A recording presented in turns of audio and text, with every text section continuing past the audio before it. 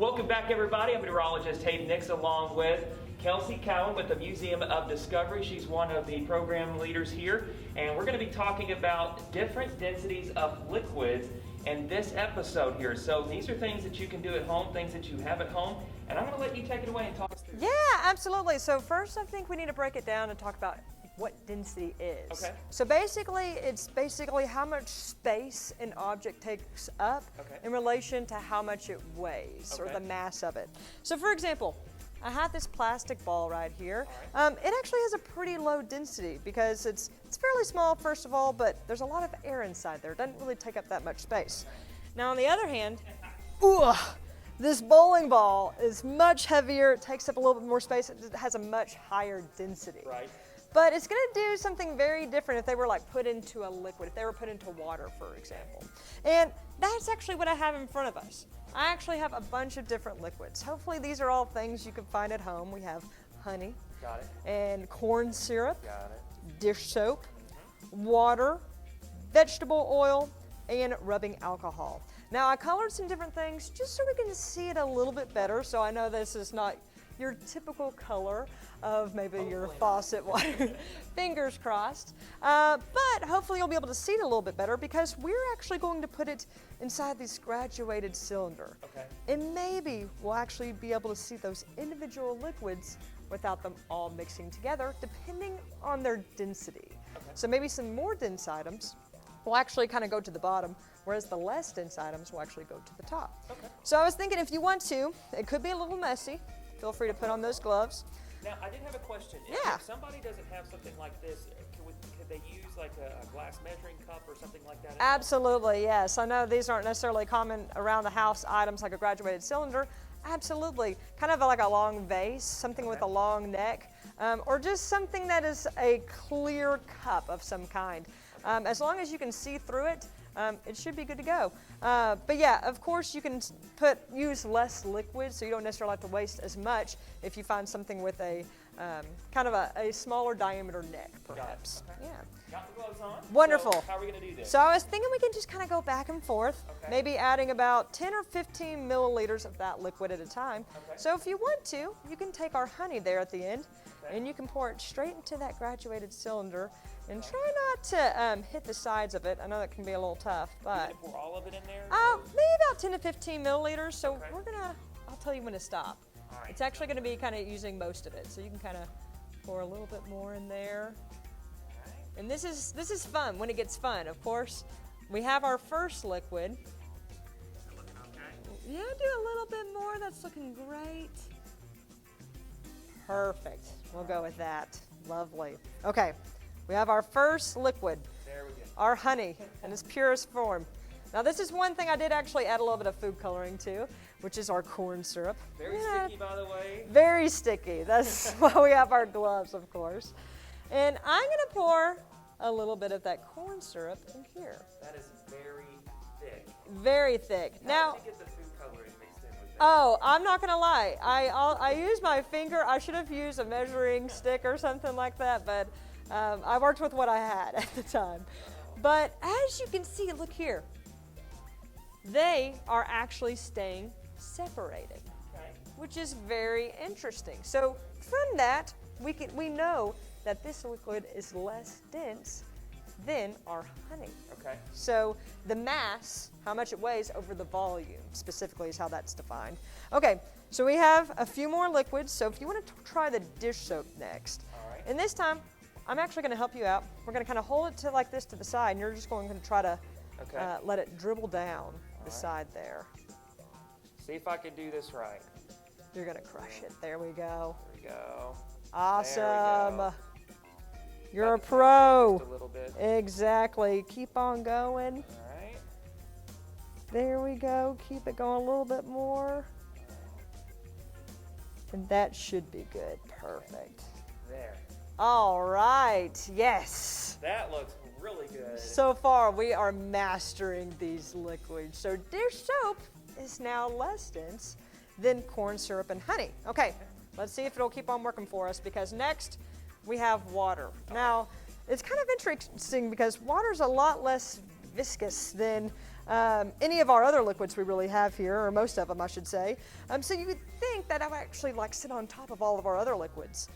But in reality, it should just kind of sit in the middle more than anything. Really? Okay. So let's see how it looks next to that blue dish soap.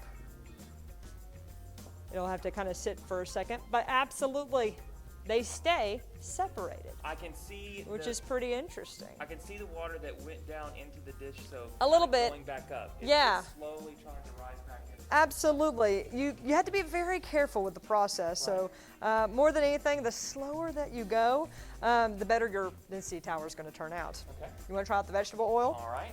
Now, I couldn't color the vegetable oil because oil and water do not mix. Just right in the top. So on the side, or? we're going to try the side once again. Okay. There you go. Just tell me when. Keep it going. And perfect. That looks good. Okay, as you can see, it just floats completely on top of the water. So, we have one more. That is our rubbing alcohol.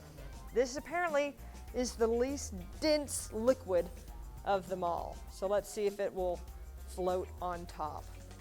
This kind of reminds me of those, the sand art that you could make where you have the different layers in the bottle and you capped it on top. I'd love to be able to do something Absolutely. like That is a really good comparison for sure. Okay, I think we did it. I think we've mastered our density tower. Wow. We have a total of 6 different liquids that they all tower on top of each other depending on how dense it is.